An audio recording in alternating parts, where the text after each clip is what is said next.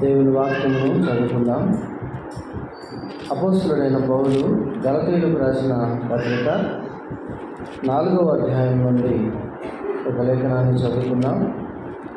గలతీయులకు రాసిన పత్రిక 4వ అధ్యాయం 8వ వచనం నుండి చదువుకుందాం. 8వ వచనం నుండి, ఆ కాలమందైతే మీరు దేవుని ఎరుగని వారై నిజమునకు దేవుళ్ళు కాని వారికి దాసులై ఉంటుంది. కానీ ఇప్పుడు మీరు దేవుని ఎరిగిన వారును మరి విశేషముగా దేవుని చేత ఎరుగబడిన వారై ఉన్నారు కనుక బలహీనమైనవి నిష్ప్రయోజనమైనవినైనా మూలపాఠముల తట్టు మరలా తిరుగునేలా మునుపటి వలె మరలా వాటికి దాసులై ఉండగోరనేలా మీరు దినములను మాసములను ఉత్సవ కాలములను సంవత్సరములను ఆచరించుచున్నారు.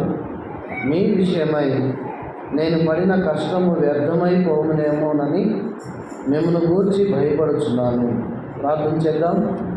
దయగల తండ్రి, కృపగల మా దేవా, యేసుక్రీస్తు ప్రభు ఘనమైన పరిశుద్ధమైన నామమున స్తోత్రాలు చెల్లిస్తున్నాం.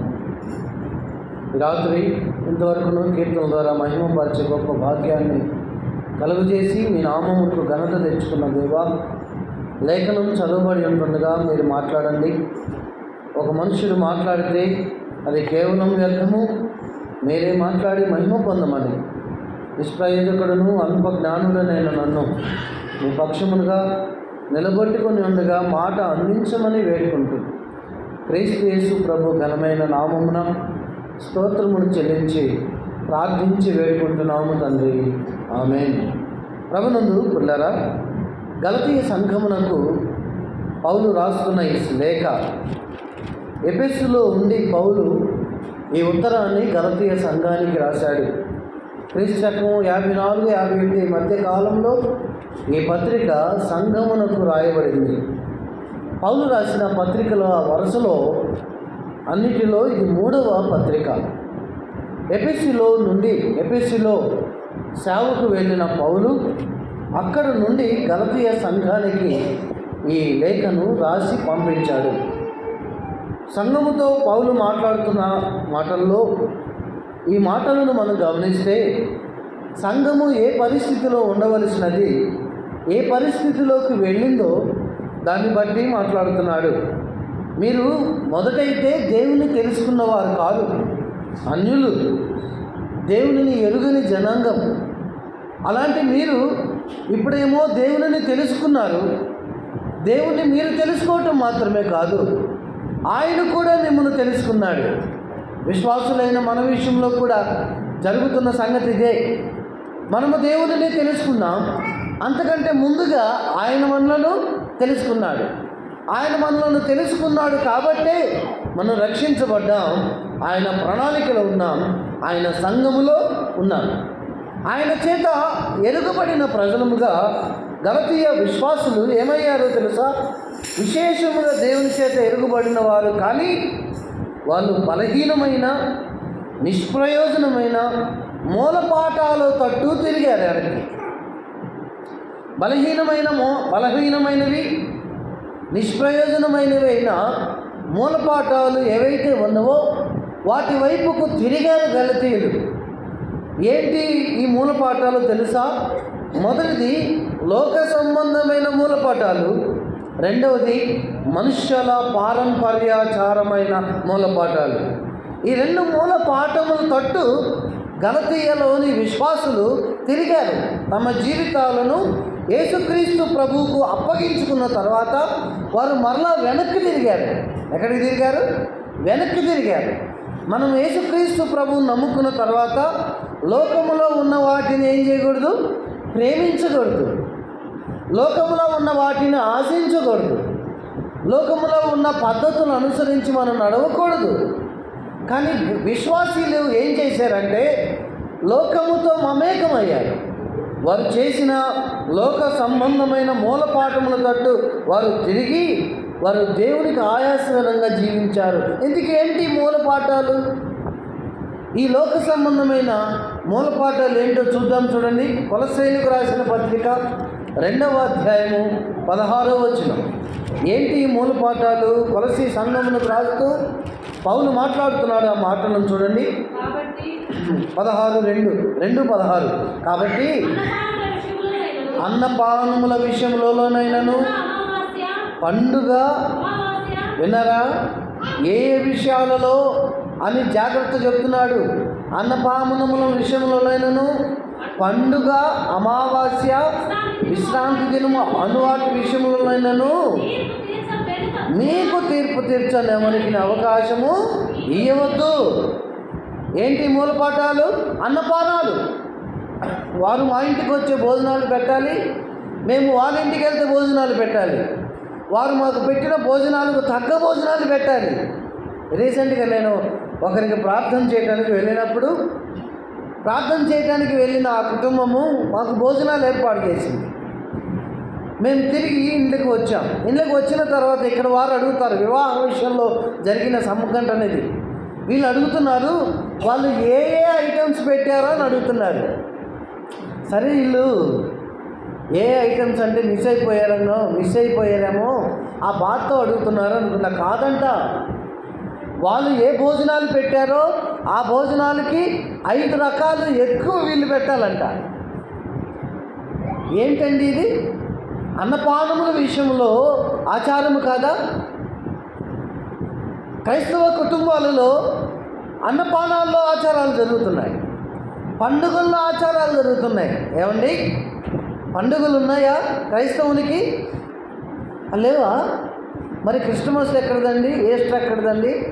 ఈస్టర్ వస్తే మనకు పండుగ అయిద్దో లేదో తెలియదు, కానీ శ్మశానాలకు మాత్రం పండుగ అయింది. ఈరోజు మేము ఒక గ్రామానికి వెళ్ళాం, చిన్నలింగాయపాలెం అనే గ్రామానికి మీటింగ్కి వెళ్ళాం. మధ్యాహ్నం పూట అన్నం తిన్న తర్వాత పంచతాల వాకింగ్ చేస్తుంటే అంత దూరంలో శ్మశానం ఉంది. సమాధులన్నీ తలతలా మెరుస్తున్నాయి, అన్నీ తలతలా మెరుస్తున్నాయి. ఒరే, ఏమన్నా కొత్త సమాధులా లేకపోతే వీళ్ళు ఏమన్నా ఒకేసారి చనిపోయారా అని ఆలోచన వచ్చింది. కాదంట, మొన్న ఈస్టర్ అయిపోయింది కదా, అందరూ సమాధుల దగ్గరికి వెళ్ళి సున్నాలు కొట్టొచ్చారు. అందుకని పండగ దేనికి వచ్చిందండి? సమాధులకు పండుగ వచ్చింది. ఇప్పుడు వీళ్ళు ఆచరించే ఆచరణాత్మకమైన పండుగలు దేనికి సంబంధించినవి? లోకానికి సంబంధించినవి. సమాధులకు సున్నాలు కొట్టడం ఏంటండి? సమాధులకు పండుగ చేయటం ఏంటండి? క్రైస్తవునికి కూడా ఒకే ఒక్క పండుగ ఏంటంటే తెలుసా? దేవునిని ఆరాధించటం. దేవునిని ఆరాధించే పండుగ తప్ప మరి ఏ పండుగ లేదు. మొన్న ఈస్టర్ రోజు ఆదివారమున నేను ఒక చోటకి వాక్యం చెప్పడానికి వెళ్ళాను. మాటూరులో ఆరాధన ముగించుకున్న తర్వాత. మాటూరులోనేమో మాకు గుడ్ ఫ్రైడే జరగలేదు, ఈస్టర్ రోజు యథావిధిగా ఆరాధన జరిగింది. పండుగ ప్రత్యేకత ఏమీ లేదు మాకు. నేను వాక్యం చెప్పడానికి వెళ్ళిన 2వ సంఘములో పంపబడ్డాను కాబట్టి ఆదివారాన ఆరాధన సమయానికి తర్వాత తగిన హెచ్చరికలు ఇచ్చేసే సంఘానికి సాధారణంగా. వాళ్ళు పలహారం తీసుకొని వచ్చారు నా దగ్గరికి. పలహారం తీసుకొని వస్తే ఎందుకు ఈ పలహారము? ఏదైనా సహోదరులు ఏమన్నా సందర్భాన్ని తెచ్చారంటే కాదు, ఈరోజు ఈస్టర్ కదా అన్నారు. అప్పుడు గుర్తొచ్చింది నాకు. ఇక పులిహారలు, పరమాణాలు, లడ్డూలు అన్నీ పంచారు. అయ్యో, నాకు గుర్తే లేదు ఆ విషయం. కానీ విశ్వాసంలో ఏం పాతుకుపోయినాయి తెలుసా? పండుగలు పాతుకుపోయినాయి. నాటి ప్రారంభ క్రైస్తవ సంఘము ఇవి చేసిందా చేయలేదా? ఇవి విశ్వాసికి సరిపోనివా? విశ్వాసులు ఇవి ఉన్నవా లేవా? వాటి పుట్టుపూర్వత వారు తెలుసుకోరు. కానీ మనకు సంబంధించిన ఒక పండుగని వచ్చిందని మాత్రమే చేస్తారు. ఇంకో కొత్త రకమైన పండుగలు ఉన్నాయి. ఏంటో తెలుసా అండి? అమ్మాయి గర్భవతి అయింది, పండుగ చేసుకొని వెళ్తారు. ఏం పండుగ అండి? స్వీట్లేగా. ఇది ఎక్కడుంది ఈ పండుగ? ఎక్కడ వినలా నేను. ఎక్కడి నుంచి వచ్చినాయి ఈ పండుగలు అంటే లోక సంబంధమైన మూలపాఠాలు ఇవన్నీ వాక్యానికి సరిపోయినవి కాదు, విశ్వాసికి సరిపోయినవి కాదు, దేవునికి సరిపోయినవి కాదు. ఇవి ఎవరికి సరిపోయినవంటే ఇవి లోకానికి సంబంధమైన మూలపాఠాలు. కానీ నేడు ఈ మూలపాఠాల్లో కొట్టుకొని పోయారు మనుషులు. దేవుడిని ఆరాధన చేస్తున్నారు, ప్రార్థన చేస్తున్నారు, మందిరానికి వెళ్తున్నారు, వాక్యం వింటున్నారు. కానీ పండగ అనేసరికి ఒక ప్రత్యేకమైన ఆర్భాటాన్ని చూపించేసేసుకొని ఒక ఆచారాన్ని నెరవేరుస్తున్నారు. ఈ లోక సంబంధమైన మూలపాఠములు తట్టు తిరిగిన గలతీయులు హెచ్చరించబడ్డాడు అపోస్తలుడైన పౌలు ద్వారా.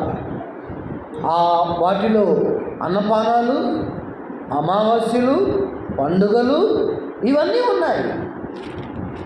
అమావాస్య రోజు పని చేస్తారండి? సరే, పెళ్లి చేసే వాళ్ళు ఉన్నారా? విశ్వాసులు కూడా చేయదు కదా. అమావాస్య విశ్వాసం ఏం చేసిద్దండి? ఏదో చేసిద్ది, అది మీ భయం. పెళ్ళి జరిగితే ఏమైందో తెలీదు, కానీ ఏదో జరిగిద్ది, అది మీ భయం. ప్రభువు మీతో తోడుగా ఉన్నాడనే ధైర్యం లేదు, ఏదో జరిగిద్దనే భయం చేత దేవునికి ఆయాస్కరమైన పనులు ఎన్నో చేస్తున్నారు విశ్వాసులు. 2:16 నీకు తీర్పు తీర్చనవనికి అవకాశము ఇవ్వద్దు. అవి నిన్ను తీర్పుకు గురి చేస్తాయి, లెక్కకు గురి చేస్తాయి. క్రీస్తు న్యాయపీఠం ముందుకు మనమందరం వెళ్ళినప్పుడు వీటన్నిటిని గురించి ప్రభు మనం లెక్కడిగినప్పుడు సిక్కుతూ తల వంచుకోవాల్సి వస్తుంది. ఇంకేంటియో తెలుసా? చాలా ఉన్నాయి. పెళ్ళిళ్ళలో ఆచారాలు, పుట్టినరోజులకు ఆచారాలు, గృహప్రవేశాలకు ఆచారాలు కదండి. ఎన్ని ఆచారాలు! మీరు ముందైతే దేవుని తెలుసుకున్న వారు కాదు.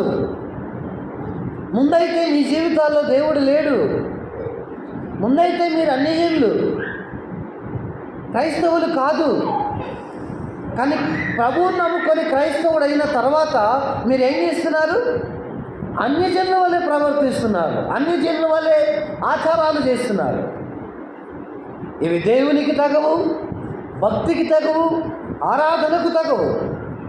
నీ పరిశుద్ధతను పాడు చేసే ఈ ఆచారాల నుండి దూరమవు. అమావాస్యతో నీకు పని లేదు, పండుగలతో నీకు పని లేదు, విశ్రాంతి దినాలని ఎందుకు అన్నాడంటే ఆ రోజుల్లో ఆ ప్రాంతాల్లో యూదులందరూ చెదిరిపోయిన వారు, ఆయా స్థలాలకు వెళ్ళిన వారి విషయంలో. రెండవది, యెరూషలేములో ఏర్పడిన సంఘము, అంత్యోకయలో ఏర్పడిన సంఘములో యూదా విశ్వాసులు ఉన్నారు. ఆ విశ్వాసులు చెదిరిపోయి ఆయా స్థలాలకు వెళ్ళి స్వార్థను ప్రకటించారు. అందుకని వారికి కూడా చెప్తున్నాడు, విశ్రాంతి దినాలు క్రైస్తవునికి లేవు. ఈ రోజుల్లో శనివారం ఆరాధన చేసే సంఘాలు ఉన్నాయి. విశ్రాంతి దినాచార ప్రకారం శనివారం చేస్తారు. ఇవి ఎవరికి? ఇవి వాళ్ళకి, ఇశ్రాయేలీయులకు, యూదులకు, విశ్వాసులకు కాదు. అందుకనే టర్కీలో ఉన్న ప్రాంతం ఇది, గలతీయ ప్రాంతం. ఇప్పుడు నేడు ఎక్కడుంది ప్రాంతం? టర్కీలో ఉన్న ప్రాంతం, నార్త్ టర్కీలో ఈ ప్రాంతం ఉంది. టర్కీ దేశంలో ఉన్న ఈ గలతీయ ప్రాంతంలోని విశ్వాసులు ఆ ప్రాంతపు యొక్క మూలపాఠములతో తిరిగారు. అంత మాత్రమే కాదు, ఈ ప్రాంతంలో ఉన్న విశ్వాసులు కూడా ఈ ప్రాంతంలో ఉన్న మూలపాఠాలకు వెళ్ళి తిరుగుతున్నారు. ఇప్పటికీ ఈ స్థానిక ప్రాంతాల్లో భర్త చచ్చిపోతే భార్యను ఎక్కడికి రానిరు? 3 నెలలు బయటికి రానిరు, ఎదురు రానిరు, ముఖం చూపినీరు. ఆమె నిద్ర చేయకపోతే ఆమెతో ఎవరు సాంగత్యం కూడా. ఎంత భయంకరమండి, ఎంత వెలివేతండి, ఎంత వెలివేతండి. ఒకప్పుడు దేవుడు లేడు జీవితాల్లో. ఇప్పుడు దేవుని జీవితంలో కలిగి ఉండి కూడా జీవితంలోకి దేని తెచ్చుకుంటున్నారు? మలినాన్ని తెచ్చుకుంటున్నారు. జాగ్రత్త, మీ జీవితాలకు తీర్పు ఉంది ఈ విషయంలో. మీరు ఏది ఆచారం చేసినా తీర్పులోనికి వస్తారు. అవి మంచిదే కానీ చెడ్డదే కానీ తీర్పులోనికి తెస్తాడు ప్రభు. పేతురు రాసిన రెండవ పత్రిక 2వ అధ్యాయం 20వ వచనం చదువుదాం. పేతురు రాసిన రెండవ పత్రిక 2వ అధ్యాయము 20వ వచనం. వారు ప్రభువును రక్షకుడును అయిన యేసుక్రీస్తు విషయమైన అనుభవ జ్ఞానం చేత ఈ లోక మాలిన్యములను తప్పించుకున్న తరువాత మరలా ఏమవుతున్నారు? మరలా వాటిలో చిక్కుబడి వాటి చేత జయింపబడిన ఎడల వారి కడవరి స్థితి మొదటి స్థితి కంటే చెడ్డదైపోతుంది. వింటున్నారా? మీరు వాటిని విడిచిపెట్టి ప్రభువులోకి వచ్చిన తర్వాత, మూలపాఠాలను విడిచిపెట్టి ప్రభువులోకి వచ్చిన తర్వాత, లోకాన్ని విడిచిపెట్టి ప్రభువులోకి వచ్చిన తర్వాత, లోకమాలిన్యాన్ని విడిచిపెట్టి ప్రభువులోకి వచ్చిన తర్వాత మరలా వాటిలో చిక్కుబడితే మీ అంతం ఏమైందో తెలుసా? మొదటి స్థితి కంటే చెడ్డదైపోతుంది. మీరు వాటిని చేయటం వలన, వాటిని జరిగించడం వలన దేవునికి ఏమాత్రం సంతోషం లేదు. కుటుంబాల మీదకి రావాల్సిన దేవుని దీవెన దూరం అయిపోతుంది. కుటుంబాల మీదకి రావాల్సిన దేవుని ప్రభావం దూరం అయిపోతుంది. ఈ మూఢనమ్మకాల్లో క్రైస్తవ కుటుంబాలు ఉండటం వలన సాతాను జయించబడుతున్నాడు. ఆ కుటుంబాల చేత సాతాను విర్రవీగుతున్నాడు వాటిని జరిగించడం చేత. ఎందుకు? ఈ లోకాధికారి ఎవరు? సాతాను. లోక పాఠాలు వాడివి, లోక మూల పాఠాలు వాడివి. మనం వాటి చేత జయించబడకూడదు, మరలా వాటిలో చిక్కుకోకూడదు. ఏమండి, ఒక మాట చెప్తాను, వింటారా? గాలమునకు ఒక చేప పడిందనుకో, ఆ చేపలను లాగిన తర్వాత గాలము ఊడిపోయి మరలా నీళ్ళల్లోకి వెళ్ళిపోయింది. నీళ్ళలోకి వెళ్ళిపోయిన తర్వాత కూడా అదేం చేయాలి? ఆ ప్రాంతం నుండి దూరంగా వెళ్ళిపోవాలి. వీడు జాలరు ఏం చేశాడంటే మరలా గాలాన్ని వేశాడు. ఇది అదే ప్రాంతంలో ఉండి మరలా గాలాన్ని చిక్కుకుందనుకో, ఆ చేపనేమంటారు? చేపనేమంటారండి? అవివేకిదని అంటారా? బుద్ధిహీనమైందంటారా? ఇది ఒకసారి తప్పించుకున్న తర్వాత, ఒకసారి వెళ్ళిన తర్వాత, ఒకసారి దూరమైన తర్వాత మరలా గాలానికి చిక్కకూడదు. కానీ ఆ గాలానికి మళ్ళీ చిక్కుతుంది చేప. మళ్ళీ ఆ లోక మూల పాఠాలకు చిక్కుతున్నారు మనుషులు. మళ్ళీ భారతదేశ సాంప్రదాయాలంటూ క్రీస్తుకు తగని జీవితాలు జీవిస్తున్నారు. ఎవరైనా మిమ్మల్ని చేయమంటే చెప్పండి, మేము యేసు ప్రభువుని నమ్ముకున్నామండి, ఈ లోక పాఠాల విషయంలో మేము చనిపోయాము, క్రీస్తుతో బ్రతికించబడ్డాం, ఇప్పుడు మేము జీవించే జీవితం ఆయనకు తగినట్టుగా ఉండాలి అని చెప్పలేరా? చెప్పలేరండి? చెప్పలేకపోతున్నాం. ఎందుకు? మనకు మనుషులు కావాలి. మనుషులను సంతోషపెట్టడానికి దేవుని దుఃఖపరుస్తున్నాం. మనుషుల పద్ధతులు అనుసరించడానికి దేవుని తోసిపుచ్చుతున్నాం. యోహాను రాసిన మొదటి పత్రిక 4వ అధ్యాయము 5వ వచనం పక్కనే ఉంది చూడండి. 4వ అధ్యాయం 5వ వచనం యోహాను మొదటి పత్రిక ఏమంటున్నాడు? వారు లోక సంబంధులు గనుక లోక సంబంధులైనట్టు మాట్లాడుతారు, లోకము వారి మాట వినును. ఎవరి సంబంధులం? మనము దేవుని సంబంధులం. దేవుని ఎరిగిన వాడు ఆయన మాట వినును. దేవుని సంబంధి కానివాడు మన మాట, చూసారా? దేవుని ఎరిగిన వాడు మన మాట వింటున్నాడు. కారణం, మనమే తెలియజేస్తాం, వాక్యాన్ని తెలియజేస్తాం. ఇవి మనకు తగవని చెప్తాం, ఇవి దేవునికి ఆయాస్కరమైనవని చెప్తాం. కానీ దేవునిని ఎరుగని వాడు ఏం చేస్తాడు తెలుసా? లోక సంబంధుల మాట వింటాడు. గలతీలోని ప్రజలు ఇలాగ మభ్యపెట్టబడ్డారు, ఇలాగ వాటి వైపు తిరిగారు, దేవునికి ఆయాస్కరంగా జీవించారు. అందుకనే గలతీయ సంఘంతో పౌలు అంటున్నాడు, క్రీస్తు సారూప్యం మీ ఎందేర్పడి వరకు మీ విషయమై నాకు మరలా ప్రసవ వేదన కలుగుతుంది అన్నాడు. ఎందుకు? వీటికెళ్ళి తిరిగారు వాళ్ళంతా వీటికెళ్ళి తిరిగారు. వాళ్ళంతా వీటిని అనుసరిస్తున్నారు, క్రీస్తుకు దూరస్తులైపోయారు. దేవుని వాక్యానికి తగిన జీవితాలు లేవు. వారి అంతం ఏమైపోతుందో ఆలోచించుకోలేకపోయారు. లోక సంబంధమైన మూలపాఠాలు.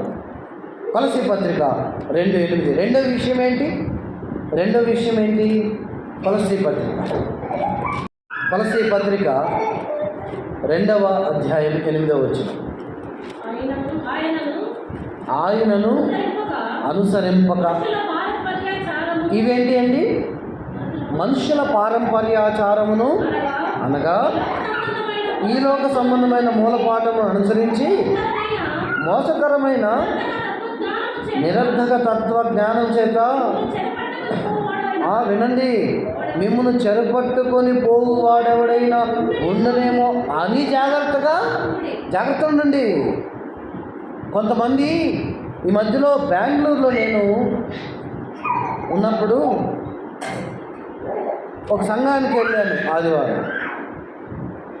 మాకు సంబంధించిన బంధువుల మధ్యకు ఎవరో ఏ సావాసమో తెలీదు, ఆయన వచ్చి కూడికలు జరిగిస్తుంటాడంట అప్పుడప్పుడు. ఆయన ఏమన్నాడంటే, మీరు ముసుగేసుకోకపోయినా పర్లేదు అన్నాడంట సహోదరులతో. అప్పటి నుంచి వీళ్ళు ముసుగులు వేసుకోవడం మానేశారు. నేను వెళ్ళిన సంఘంలో కూడా వాక్యం చెప్తున్నాను, చెప్పడానికి నిలబడ్డాను. నా ముందు ముసుగు వేసుకోకుండా కనపడ్డాడు. నాకు ఈ విషయం గుర్తొచ్చి నేను వాక్యం ఎత్తి చూపించాను. ఎవరైతే ముసుగు వేసుకోకుండా ఉన్నారో వారు దేవుని అవమానపరిచినట్టే, లేకపోతే కత్తిరించుకోండి వెంట్రుకలు.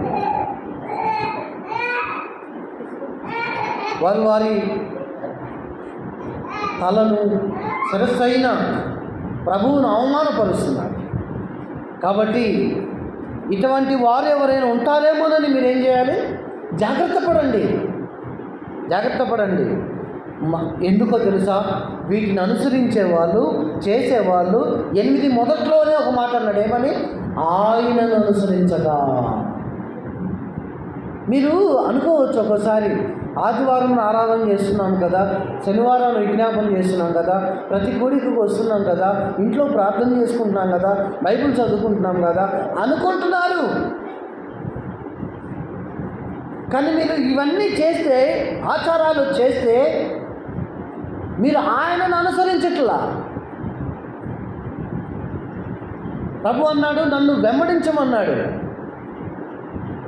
ఆయనను మనలో చూపించమన్నాడు లోకానికి. మూలపాఠముల తట్టు విశ్వాసి చచ్చిపోవాలి. వాటిని చేయటానికి నీ చేయి సహకరించకూడదు. నలుగేసే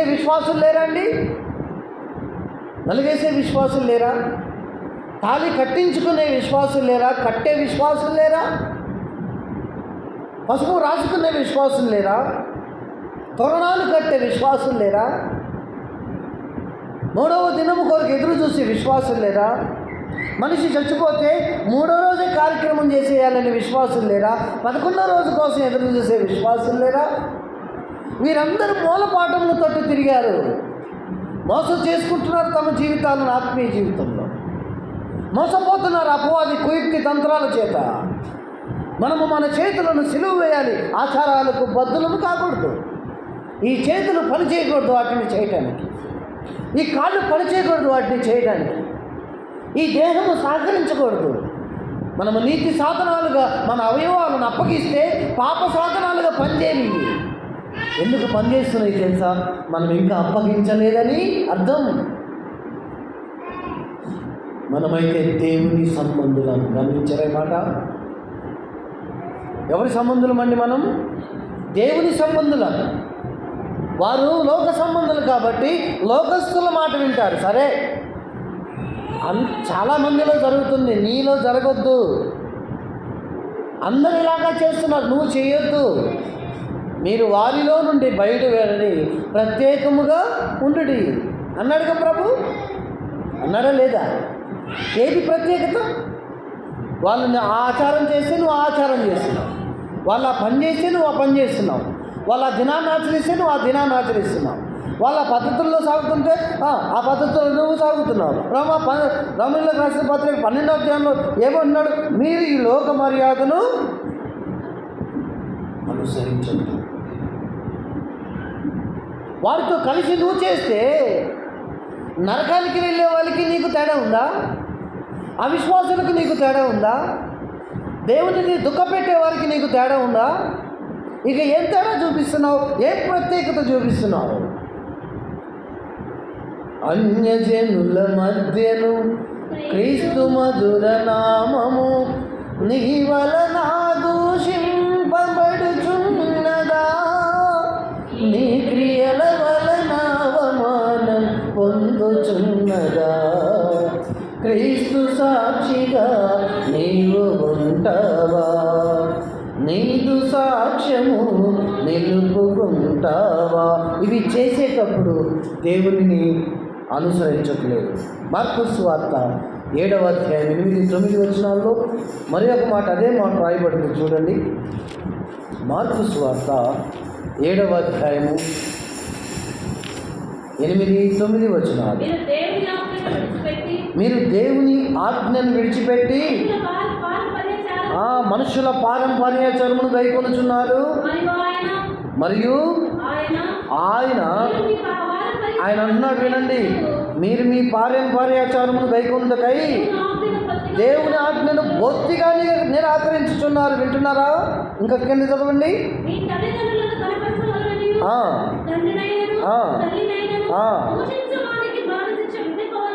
చెప్పాను కదా, ఏం చేస్తున్నారు మీరు?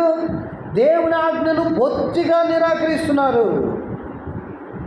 ఇందాకేమో ఆచారం చేసేవాడు ఏం చేస్తున్నాడు? ఆయనను అనుసరించట్లా భక్తి జీవితంలో. రెండవది, ఆచారం చేసేవాడు ఏం చేస్తున్నాడు? దేవుని ఆజ్ఞను నిరాకరిస్తున్నాడు. దేవుని ఆజ్ఞను నిరాకరించిన వానికి భూమి మీద స్థానం ఉందేమో కానీ పరలోకంలో స్థానము లేదు. నువ్వు దేవుని ఆజ్ఞను నిరాకరిస్తున్నావు, బొత్తిగా నిరాకరిస్తున్నావు. ఎప్పుడు? నీ క్రియలలో, ఆచారాలు చూపించి లోక సంబంధమైన మూలపాఠములకు వెళ్ళి తిరిగి దేవుని ఆజ్ఞను నిరాకరిస్తున్నావు. ఏమండి, ఆయన ఆజ్ఞను నిరాకరించిన ఆదాము అవ్వలు ఏమయ్యారు? ఏదేనులో నుండి తోలివేయబడ్డారు. గమనించారా? వారు ఏదేనులో నుండి తోలివేయబడటానికి కారణం ఆయన ఆజ్ఞను నిరాకరించారు.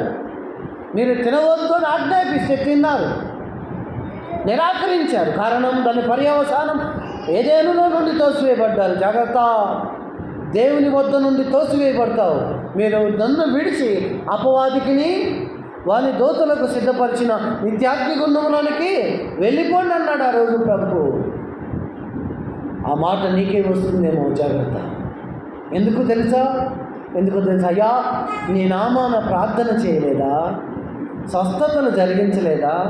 దెయ్యాలు వెళ్ళగొట్టలేదా? నీ నామాన అద్భుత కార్యాలు చేయలేదా? నీ నామమున ప్రవచనాలు చెప్పలేదా? నీ నామమున ఆరాధన చేయలేదా? ఇవన్నీ చేశాము కదా అని చెప్పి ప్రభు ముందుకు వస్తే మీరెవరో కూడా నాకు తెలియదు. అక్రమము చేయువారారా నా యొద్ద నుండి వెళ్ళిపోండి అన్నాడు. నువ్వు దేవుని ఆజ్ఞను నిరాకరిస్తే ఆయన నిన్ను ఆ రోజు నిరాకరిస్తాడు. జాగ్రత్త. అక్రమం చేసిన వారిని పోగు చేసిన తర్వాత ప్రభు తన పరిపాలనకు ముందు వారిని ఏం చేస్తున్నాడు? నిరాకరిస్తున్నాడు. 7:13లోనే ఇక్కడ ఒక మాట ఉంది మార్కు సువార్తలో చూడండి. మీరు నియమించిన మీ పారంపర్యాచారము వలన, మూడవది ఆచారం జరిగించడం వలన ఏం చేస్తున్నాం? మనం దేవుని వాక్యమును నిరర్థకము చేస్తున్నాం. చూసారా? మొదటిది ఆచారం జరిగించడం వలన దేవుడు ఆయనను అనుసరించట్లేదు. రెండవది ఆచారం జరిగించడం వలన ఏం జరుగుతుందండి? పైన ఆయన ఆజ్ఞను బొత్తిగా నిరాకరిస్తున్నాం. మూడవది ఆచారం జరిగించడం వలన మన జీవితాల్లో ఏం చేస్తున్నాం? దేవుని వాక్యముని నిరర్థకం చేస్తున్నాం. దేవుని వాక్యం నిరర్థకం చేస్తే ఏమైందండి? ఆది యందు వాక్యం ఉండెను, వాక్యము దేవుని వద్ద ఉండెను, వాక్యమే దేవుడై ఉండగా, ఆయన వాక్యమై ఉండగా వాక్యాన్ని నిరర్థకం చేసే నీవు ఎవరిని చేస్తున్నావు? దేవునిని నిరర్ధకం చేస్తున్నావు, జాగ్రత్త. ఎంత ప్రమాదం దాగి ఉందండి. మనుషులను సంతోషపెట్టడానికి ఆచారాన్ని జరిగిస్తున్నావు. కొంతమందికి అవి చేసినవన్నీ తీర్పులు వస్తాయి జీవితాలు. కొంతమందికి చేసినవన్నీ చూపిస్తాడు దేవుడు కుటుంబాల్లో. కారణం ఏంటంటే ఆ రోజు నువ్వు అది జరిగించావు. కొంతమంది కొంచెం ఆలస్యంగా జరుగుతుంది. మనమేమవ్వాలో తెలుసా? ఆ మాట చెప్పి ముగిస్తాం. ఈ ఆచారాల విషయంలో మనమేమవ్వాలి? కొలస్సీ పత్రిక 2వ అధ్యాయము 20వ వచనం చదివి ముగింపులోకి వెళ్దాం. మీరు క్రీస్తుతో కూడా లోకము యొక్క మూల పాఠముల విషయమై మృతి పొందిన వారైతే, చూసారా ఏం పొందాలి? మీరు క్రీస్తుతో కూడా లోకము యొక్క మూలపాఠముల విషయమై మృతి పొందాలి. వారు అన్నారు ఒకరోజు, అయ్యా విశ్రాంతి దినాన్ని ఏ పని చేయకూడదు కదా, మరి నీ శిష్యులేంటి పని చేస్తున్నారు, నువ్వేంటి రోగులను స్వస్థపరుస్తున్నావు అంటే ఆయన అన్నాడు, విశ్రాంతి దినాన్ని అన్నం తినవా కదా? ఒకడు ప్రాణహాని జరుగుతుంటే విశ్రాంతి దినాన వాడిని బతికించవా? అది ఇక్కడ జరిగింది. అందుకనే క్రీస్తు ఆ లోక పాఠముల విషయంలో క్రీస్తుతో కూడా మనం ఏమవ్వాలి? మృతి పొందాలి. అప్పుడేమైంది? లోకములో బ్రతుకుతున్నట్టుగా మనుష్యుల ఆజ్ఞలను పద్ధతులను అనుసరించి, ఒకటి గుర్తుపెట్టుకో, ఏం చేయాలి? చేతిలో పట్టుకోవద్దు, రుచి చూడవద్దు, ముట్టవద్దు, అను విధులకు లోబడిన అవన్నీ వాడుకొని చేత నశించిపోతాయి. చేతులతో ముట్టుకోవద్దు, లోబడవద్దు, రుచి చూడవద్దు, ముట్టొద్దు. ఎందుకంటే మనం క్రీస్తుతో పాటు లోకం విషయంలో చచ్చిపోయాం. ఇంకా చనిపోని వారు ఉన్నారే, వారు క్రీస్తుతో పాటు చనిపోలేదు, లోకముతో పాటు బతుకుతున్నారు. లోకము దాని ఆశ ఏమైపోతుంది? గతించిపోబోతుంది. లోకముతో పాటు దాని మూలపాఠాలు, దాని ఆశలు, దాని మార్గాలు, దాని అంతరంగాలు, దాని భావాలు, దాని స్వేచ్ఛార్పణలు ఇవన్నీ గతించిపోతాయి. వాటితో పాటు నువ్వు గతించిపోతావు. లోకానికి పట్టే గతి నీకు పడుతుంది. లోకం మీదకి వచ్చే తీర్పు నీ మీదకి వస్తుంది. జాగ్రత్త గలతీయులారా. అందుకనే మీరు లోక పాపం విషయంలో జాగ్రత్త. మళ్ళీ ఎందుకు తిరుగుతున్నారు? గలతీయ జిల్లాలో టర్కీ ప్రాంతంలో ఉన్న ఆచారాలు గలతీయ సంఘంలోకి ప్రవేశించాయి. బాధపడుతూ రాశాడు, బతిమలాడుతూ రాశాడు పత్రిక. అందుకని ప్రభు అయిన యేసుక్రీస్తు నామమున ప్రేమతో అందరినీ బతిమలాడి వేడుకునేది ఏంటంటే, లోక ఆచారాలు చేయవద్దు. దేవుని వాక్యములో లేని ఏ పనిని, ఏ ఆచారమును నువ్వు జరిగించవద్దు. వాక్యము మాట్లాడిన చోట మాట్లాడు, వాక్యము పని చేసిన చోట పని చేయి, వాక్యము చెప్పిన పని చెప్పినట్లుగా చేసి దేవుని మహిమపరిచి న్యాయపీఠం ముందు నిలబడినప్పుడు దేవుని మెప్పును బహుమానాన్ని పొందుకుందాం. నీ కోసం ఆయన న్యాయపీఠం ముందు ఏ బహుమానాన్ని సిద్ధం చేయబోతున్నాడో ఆలోచించుకుంటున్నావా?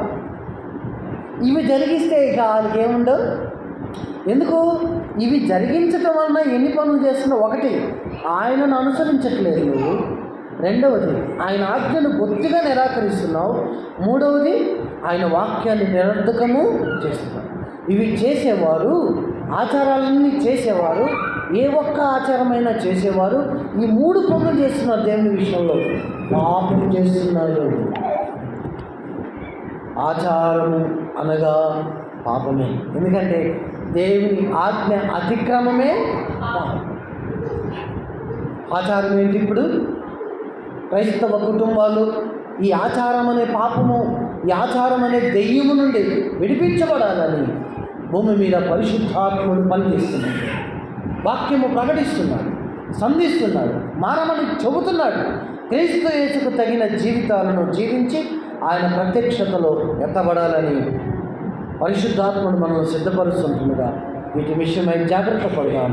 వీటి విషయమై మనము ఆ విషయంలో ఇన్వాల్వ్ కాకుండా మనం కాపాడుకుందాం. దేవునికి మహిమకరంగా జీవిద్దాం. ఆయన రాకడలో ఎత్తబడదాం. ప్రార్థన చేద్దాం. పరిశుద్ధుడైన మా తండ్రి, ప్రేమ కలిగిన మా దేవ, యేసుక్రీస్తు ప్రభు ఘనమైన నామమున కృతజ్ఞతాస్తుతులు చెల్లిస్తున్నాం. ఈ రాత్రి మీరు మాకు అందించిన లేఖనాన్ని బట్టి స్తుతిస్తున్నాం. విన్నవారి జీవితంలో కార్యములు జరిగించండి. మార్పుకు దేవా అవకాశం ఇవ్వండి. దేవా, ప్రజల యొక్క పరిపూర్ణత, ప్రజల యొక్క మార్పు మీరు కోరుకుంటున్నారు. వారితో మాట్లాడుతున్న దేవుని వాక్యము ద్వారా ప్రభా, పరలోకము నుండి మీరు మాట్లాడుతున్న మాటలను బట్టి భూమి మీద ఉన్న ప్రజలు మార్పు చెందే కృపను దయచేయండి. తమ జీవితాలను మార్చుకునే కృపను దయచేయండి. రక్షణ లేని పాపి రక్షించబడే కృపను దయచేయండి. రక్షించబడిన వాడు నైనా లోక ఆచారాల వైపు తిరగక, మూలపాఠముల వైపు తిరగక, దేవా ఎంత ప్రమాదమో అవి గ్రహించి వాటిని విడిచిపెట్టి జీవము కలిగిన మిమ్మల్ని సేవించే కృపను దయచేయమని, ఆ పాపానికి దూరం ఉండే కృపను క్రైస్తవ కుటుంబాలకు అనుగ్రహించమని ఘనత, మహిమ, ప్రభావమును మీకు ఆరోపిస్తూ యేసుక్రీస్తు ప్రభు ఘనమైన, పరిశుద్ధమైన, శ్రేష్టమైన నామమున కృతజ్ఞతాస్తుతులు చెల్లించి ప్రార్థించి వేడుకుంటున్నాము తండ్రి. ఆమేన్.